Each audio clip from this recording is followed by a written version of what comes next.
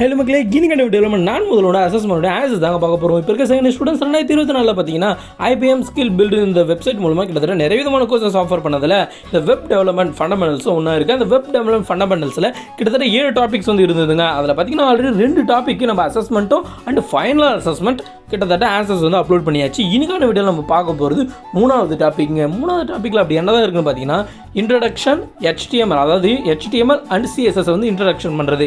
அதுதான் 3வது கோர்ஸாக வந்து கொடுத்துருக்காங்க. அந்த 3வது கோர்ஸோட கிட்டத்தட்ட இதில் 6 மாடியூல்ஸ் இருக்குது, 6 மாடியூல்ஸ் இருக்குது.